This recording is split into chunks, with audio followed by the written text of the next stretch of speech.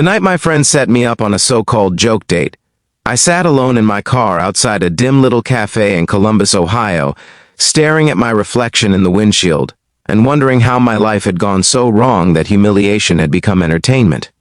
I remember my hands gripping the steering wheel, my chest tight with a familiar ache, convinced that this evening was just another reminder that I was the background character in everyone else's story, the guy people laughed about when they thought he wouldn't hear.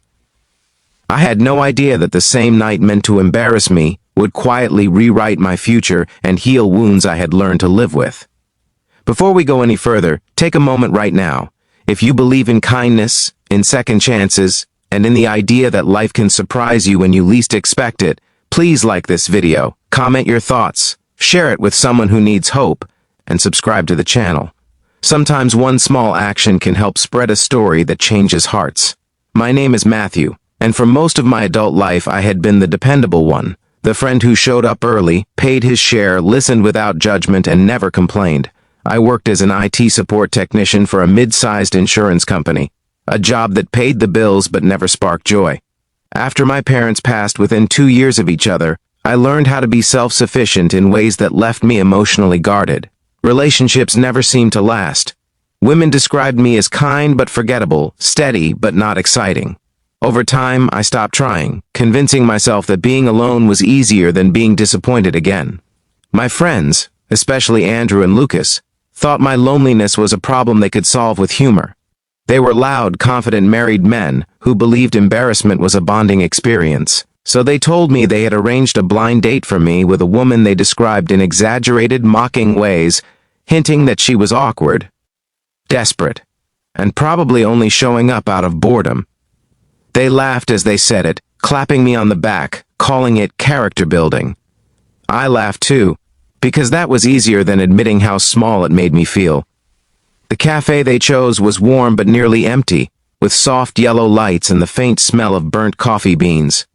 I sat at a corner table, shoulders tense, already rehearsing polite excuses to leave early. I told myself not to expect anything, not to hope, not to care. Hope had betrayed me before. As minutes passed, my embarrassment deepened. I imagined my friends watching from somewhere, waiting to laugh later. I felt like a fool for even showing up. Then she walked in. Her name, I would later learn, was Rebecca. She wasn't what my friends had described at all. She carried herself quietly, with a kind of calm that didn't demand attention but gently earned it. Her hair was pulled back loosely, a few strands framing her face, and she wore a simple sweater and jeans, as if she hadn't tried to impress anyone. When her eyes scanned the room and settled on me, something shifted inside my chest, a subtle warmth I hadn't felt in years. Rebecca smiled, not the forced smile of obligation, but one that seemed genuinely relieved to find a familiar face in an unfamiliar situation. We sat together, and though I had promised myself I wouldn't invest emotionally, I found myself listening more closely than I had in a long time.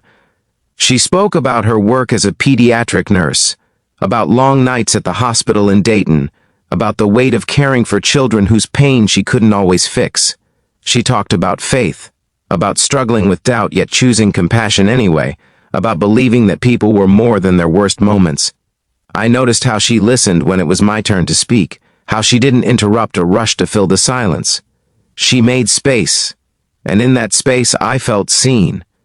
I found myself sharing things I usually kept hidden, my fear of being left behind, my exhaustion from always being the reliable one, my quiet grief that never fully faded. I didn't realize how much I needed to be heard until someone finally did. The joke, of course, was still there, lurking in the background. Halfway through the evening, I saw Andrew's car drive past the window, slowing down. My stomach dropped. Shame rushed in, threatening to ruin everything. I felt stupid again, like a setup piece in someone else's prank. Rebecca noticed the change in me immediately. She didn't push, but her presence grounded me. I realized something important in that moment. Even if this date had started as a joke, what was happening between us was real. Later that night, when I finally admitted the truth about how we had been set up, I expected her to pull away. Instead, she surprised me with grace. She had her own scars, her own history of being underestimated and overlooked. She had agreed to the date because she was tired of hiding from life, tired of assuming people would disappoint her.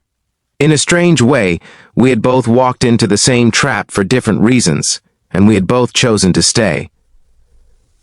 The days that followed felt different, lighter. We met again, then again, slowly weaving our lives together. There were challenges, of course. My fear of vulnerability didn't disappear overnight. Her demanding job meant long hours and emotional fatigue. We argued about expectations, about time, about whether hope was worth the risk. But instead of walking away, we learned to pause, to pray, to choose patience. Rebecca taught me that love wasn't loud or dramatic, but steady and intentional. I learned that being kind didn't mean being invisible. When my friends eventually admitted the date had started as a prank, expecting a laugh at my expense, I surprised myself by not being angry. Life had already given me the punchline. What they meant for embarrassment had become a blessing. I set boundaries with them, finally finding my voice, and they apologized. In ways that felt sincere. Growth, I learned, often comes disguised as discomfort. Months later, standing in a small park near the Scioto River, watching the sun dip below the trees, I realized how much my life had changed. I laughed more. I slept better. I believed again. Rebecca and I talked about the future, not in grand promises, but in quiet hopes. We talked about building a home filled with faith, compassion, and honesty. We talked about choosing each other, even when it was hard. If this story is touching your heart right now, if you've ever felt like the joke, the afterthought, or the one left behind, please take a moment to like this video, share it, and subscribe. Your engagement helps stories like this reach people who need to hear that their lives can change too. And before this story ends, I have one special request for you. Please comment below and tell us, have you ever experienced something painful that unexpectedly led to something beautiful? Because here's the truth I want to leave you with. Sometimes life uses cruel beginnings to deliver gentle endings. Sometimes the night you expect to be humiliated becomes the night you are healed. I walked into that cafe believing I was unlovable, and I walked out knowing that grace can meet you anywhere, even in the middle of a joke meant to break you. And if it can happen to me in a quiet cafe in Ohio, it can happen to you too.